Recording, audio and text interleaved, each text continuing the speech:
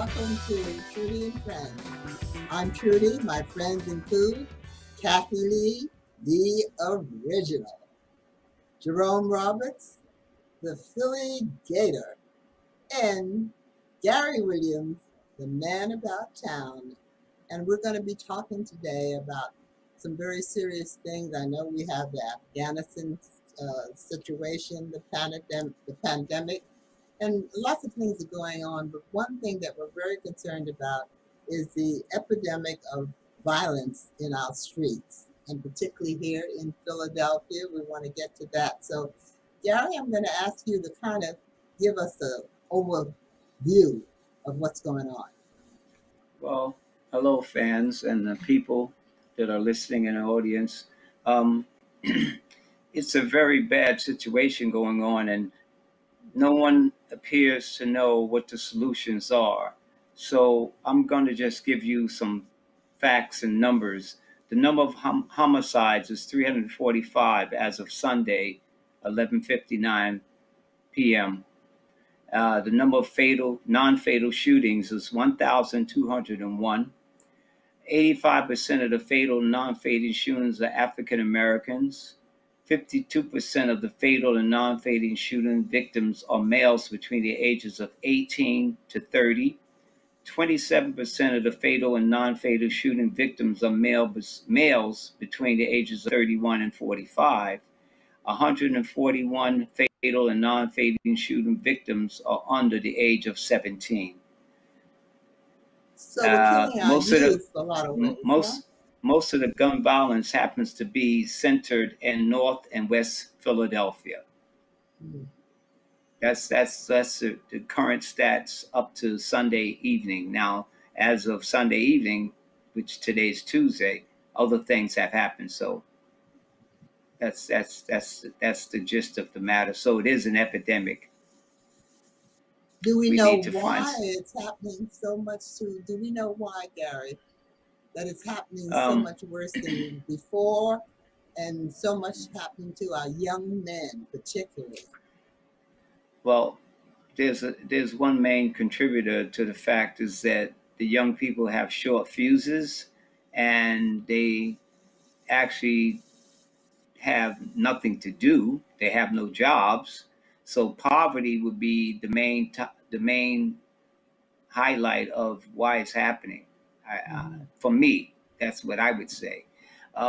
Also, they don't have the mentors that we as older adults grew up with, and the spiritual. I would go there with the spiritual foundation which we had when we were growing up in the churches.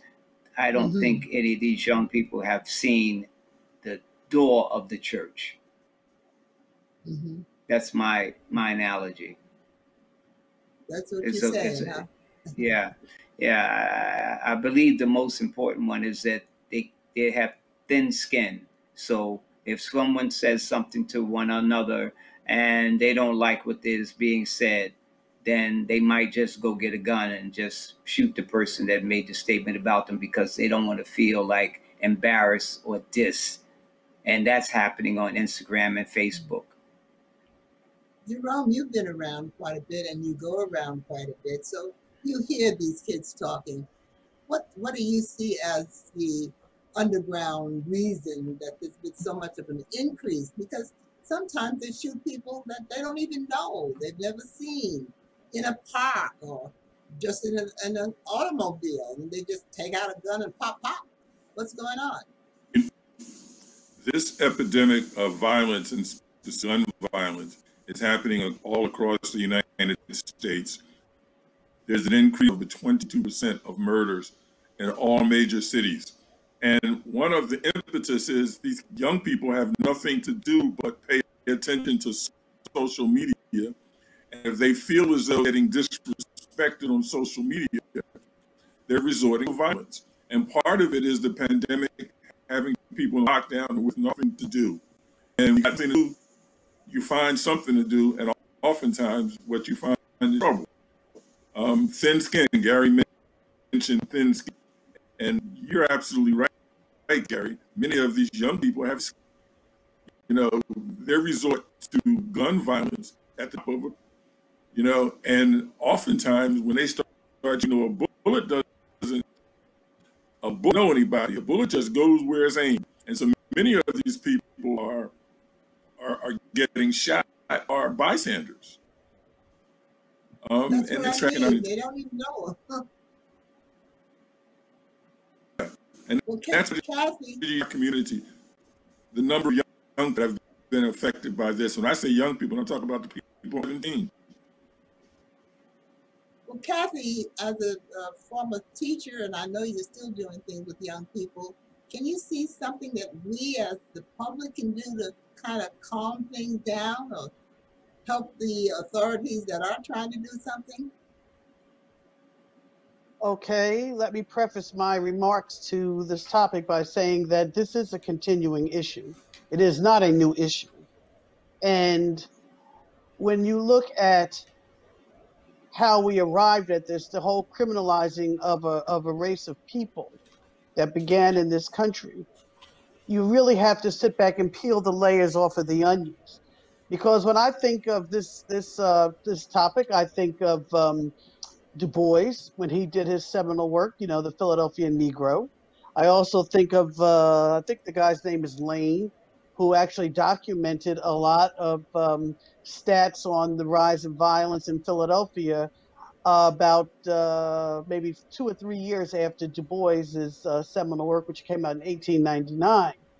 But the issues are what Gary and Jerome said. It's poverty, it is being disadvantaged. It's also um, the lack of a quality education.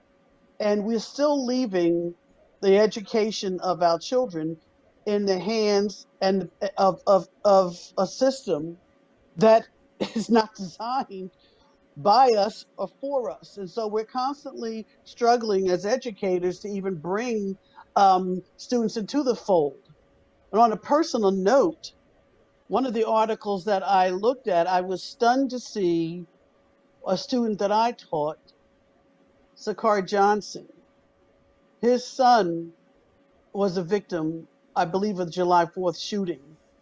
And Mm, what saddens me even more on a very personal note is I remember when his brother, Darnell, was killed by gun violence in the same neighborhood.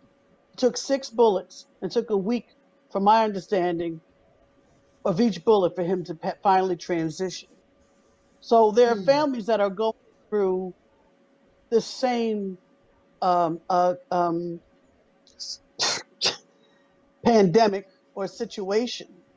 And as an educator, I think it's extremely important for our children to understand that when you are socialized into having these this fractured worldview and of what society is and even who you are. If you don't even know who you are, I mean, Ibn Battuta wrote about the kingdoms of West Africa that he traveled through prior to our arrival in the United States.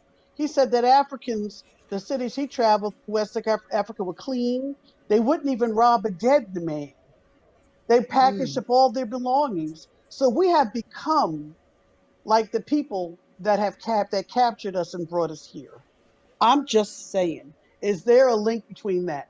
But anytime Du Bois said, anytime you have a prison system where you get paid to keep it going, it's going to Mm, keep going. Convict leasing or the peonage system with the land. You're constantly in the grips. It's like a vice that's tightening. And with the pandemic of COVID and the violent pandemic, you know, we're still not talking about where are they getting the guns from. They want you to have the guns. So why don't you investigate where the guns are coming from? Who's supplying these guns to our young men to go out there? But if you don't know mm. who you are, if you can't look in the mirror, as Dr. John Henry Clark said, and like what you see, it's easy to point a gun and shoot someone that looks like you. I'm just Yeah, you're right. You're right. But isn't there something that we, as the people in the streets, getting shot? Can't we do something? Something that we're not doing. Are there enough agencies? I read an article in the paper where some young men just started a new agency, and they're asking for volunteers. That maybe there are more things that we could volunteer in ways to help to curb this situation.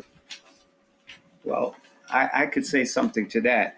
The city of Philadelphia has opened up an application process for anti-violence and community expansion grants. So the grant is out there right now. I don't know. Um, this was in an issue of Scoop newspaper. I can give people reference. Tuesday, August 17th, Scoop newspaper has an article about the city of Philadelphia opened up the application process for anti-violence community expansion grants. So grant means that you can get the money, and I'm assuming that you don't have to pay the money back. So with that said, there's a deadline. I think it's September 2021 coming up that the grants are allowed to give. Um, I can give further information because this is an ongoing subject. So um, maybe within our next show, we can have the listeners get the information. Good idea. Good Yeah. idea. So, yeah. So Yeah. the thing that it says, the anti-violence community expansion grant program will directly fund and support organizations focused on reducing violence through trauma-informed healing, restorative practice, safe havens, and mentorship.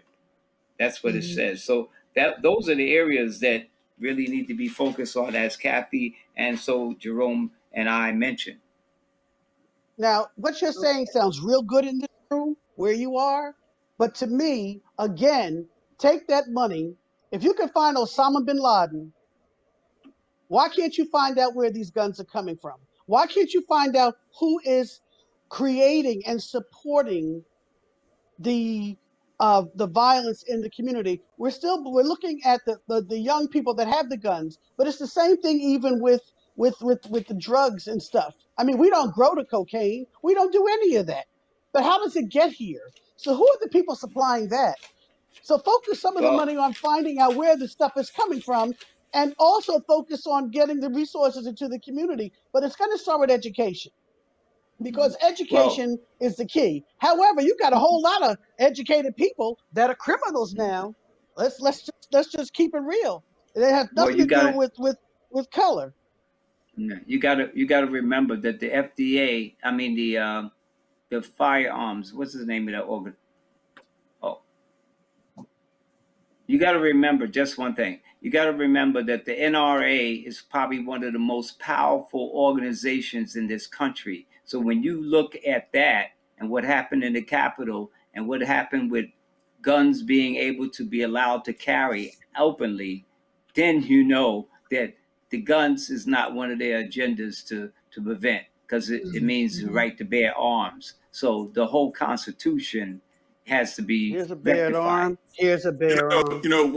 One of the issues is in our community, especially in hip hop culture, there's a celebration of violence, and it's the celebration of violence. You can't look at a show about hip hop and not talk about the violence that is there. The music is constantly disrespecting women and celebrating violence.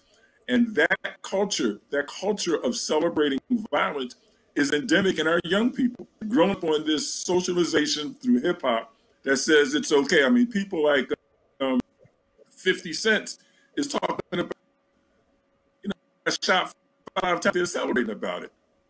So the celebration of violence in our culture is something that we have to address. Let me go Okay, back to but some of the Jerome, other. Jerome, I'm Go sorry, ahead. Trudy, I don't mean to cut Uh-huh. you off. I'm sorry. I That's have right. to say this again. Here we are. Look, I understand we're talking about the gun violence in Philadelphia and the streets affecting our community, but you can turn on MeTV. You've got Gunsmoke, you got the Riflemen, you have the Wagon Train, you have all of the whole culture of America is gun oriented, gun violence. I mean, somebody Yeah, gets that's true. shot on the Ponderosa on Gunsmoke every single second, Jerome, and guess what? They go boom. Oh, gee, that's a shame the guy got shot, but he shouldn't have done that. And I mean, it's done with such casualness. So if it's no matter where you go in America. So we need to stop blaming our hip hop people because basically they bring out what the challenges are. If you listen to what they're saying, then maybe we can relate to where they are. And that's what teachers do. That's what good teachers do. You find out Mm. where they are located, and then you work from the inside out. But you have to be able to be comfortable in the skin you're in and know and have the knowledge and gain the respect of the children that you are teaching and get the parents involved. But it's education and point the fingers elsewhere too. It's not just us. We're No, being it's not impacted by just this system. Kathy. It's Well, not just what do us, you Kathy guys? Lee. There's a celebration of violence in America. So America's Okay. a violent country, and there's a celebration of all our media, not just in hip hop. So absolutely right. Right, the 4th of Well, let, July. The Star Spangled Banner. I'm sorry, Trudy, I didn't mean to yeah. cut you off. So my student lost his son on the 4th of July. The rocket's red glare. So let's get real about it. Come on now. Holla back with all this crap. I'm sick and Well, tired of talking about it. what do you guys think about if we are subject to a curfew? No one's talked about that, and it could happen. I'm not going back How to do Well, no you well, daggone feel? slavery times. well.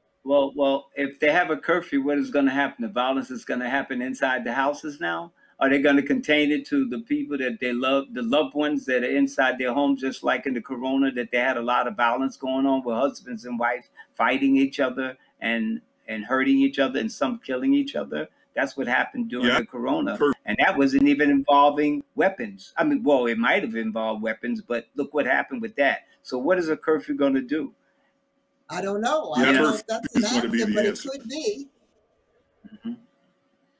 And Well, you I know, know. there's a thing that my grandmother taught me, 101, God bless her. She said, if you hang around a barber shop long enough, you're bound to get a haircut.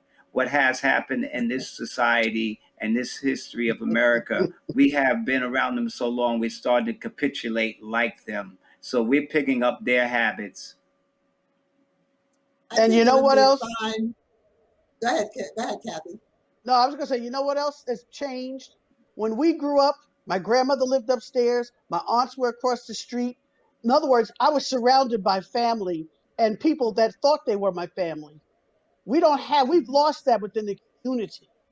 Because when I had students, Yeah. grandma lived in North Philly, child lived in Southwest Philly. There's no one to watch them. There's no one overlooking them. The big kids on the block looked out for all of the little kids on the block. If a stranger walked on the block, them big kids were on it. They Mhm, and if there was a fight, they supervised it. mhm, You got hit, okay, it's over, it's done. That's not what's happening because no one has shown them the way that we used to handle this, just like we did in Africa prior to enslavement. We handled our own business within the compounds, within the culture, and you lived with their decisions. Because being ostracized from your family in Africa was like death. You Well, It was this is a called the good village. uh, It this was is a called good the and can point, village. I just Jerome. say one last thing? Is that Yes. the Yeah. fabric community was, and if we can rebuild some social fabric in the black community, a lot of it and endemic violence go down. Well, this is a good There you spot as go. I start to say that we can continue this because it's not going to stop just because we're talking about it.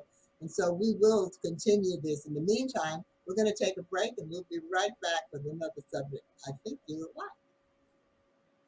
Well, we're certainly going to come back to our original subject about violence in our streets, but there are some things that are going on in our streets that you may want to comment about, like men in skirts. Hold it.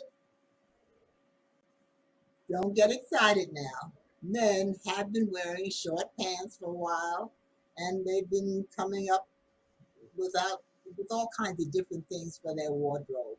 So to see men in skirts, how do you feel about it? And I want your opinions and what you're saying about it, folks. So come on out. Where did it start? Started about 2000, well, back in the BC era.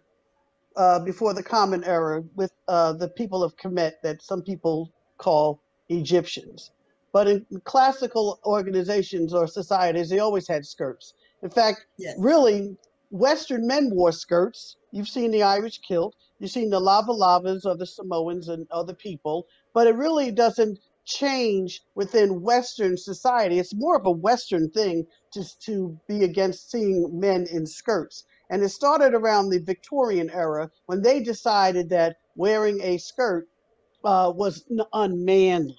But however, let's flip it around, Trudy. How about women in pantsuits? When you were growing up, you couldn't wear pants to school, but it's the same No. thing. I mean, they arrested a Puerto Rican woman back around 1906. I think her name was Luisa, whatever it is. And anyway, she was arrested for wearing a pantsuit. So that's all I have to say. Okay, you fellas, what do you have to say? Well, the Show them contemporary legs, Gary. issue, Good, the Jerome. contemporary issue of men in skirts is about feminization. And the perception is that if a man is in a skirt, he's very feminine. And men in skirts have been around for several thousand years. So I don't know what this And some are feminization still is of men wearing in them. Aren't they skirts. I still know wearing them in amongst the black men, country? it's a feminization. Today, when a man is in a skirt, it appears that he's gay or he has some kind of tendencies to be gay. But I noticed one thing, that they haven't been making big, strong black male basketball players and football players and actors and people of that, athletic TV stars wearing skirts. But what that was symbolizing is demeaning them, to make them female. That's the symbolization to that currently. So in ancient Egypt and Kemet, it was a different meaning. So skirts today and skirts then have two different meanings. So, when we look at And it in today, because England, they're still wearing skirts. yeah, but it has two different meanings. That's the thing. It has like a cultural thing, and then it has an occult type of I don't even Did you know. say I a would just cult? say A I just cult? yeah, cult. Today, Well, the occult part, the cult aspect of it is because of the fact that the people that have the men that are real men wear skirts today, it doesn't have a meaning of goodness. It has a negative connotation. Like the feminization of the man, especially with the black. Right. Like Jerome was saying, the feminization. So that's goes along with some other society. It's like a secret society type of thing that they do. It's like an initiation, more or less, today than it is back. Okay. This is blowing me out because I'm gonna tell you something. There's Gary, face a Maasai warrior. They still wear skirts. Yeah, but they're not doing that type of. They're not. It's not their culture. It's not. Zulu but warriors wore skirts. Gladiators wore skirts. But you're missing the if point. If you're strong in your manhood, show them legs, baby. That's all I have to say. I don't know why y'all are going into a cult. I've never heard of a cult in skirts. That's what me and Jerome are pointing out, to the fact that it has two different connotations as back then as it is now. I suppose, like anything else, who's wearing them and how they perform when they're wearing them. They made what's the name, the basketball player, wear a skirt, and they made Kevin Hart want to wear. They made Kevin Hart want to wear a skirt because it's a form of an initiation, and he's decided that he didn't want to do it. And you gotta watch. You gotta watch how things are going with why they're trying to make these people wear skirts. And Jerome, you're right, because it's demeaning in one way, and it's. I said it depends on who's wearing it, how they wear it, and how they perform it. Okay, there are a lot of things. Well, somebody's ringing the bell. You don't want them. That's our bell. That's time for us to go, folks. So let's wrap it up with I'm just saying, okay? Anyone have some last Okay. remarks? I have a last remark. Well, I'm just saying. All right, go Go ahead, ahead, Jerome, and then Kathy. Go ahead, Kathy, you can Jerome. break it up. Go ahead, Jerome. Okay. Go ahead, Jerome. I'm just saying, Kirk my legs. That's all I'm saying. Okay, that's all you I'm say. just Okay, saying. Kathy. I'm just saying that your reproductive organs work better when they have room to breathe. So breathe and let them flow. Go with the flow. I Okay, could say please. something. Well, men wear Okay, hurry pants up. because women's legs could take the cold in the winter. I don't think men could wear skirts in the winter. Oh, come Oh on, they've my, been wearing come them on, long enough. Gary. Come I on, Come just on, said boy. it. hurry up. I Oh, wouldn't wear one Okay, in the winter. you're it's I just don't want time that for air. us to I don't. cut. Well, chicken. It's how time do for us to ladies cut. feel when that cold air is blowing up your dress? I don't know. Why are you Kathy. looking? And this is another discussion, folks. We're glad you joined us. Don't forget, we'll be here again with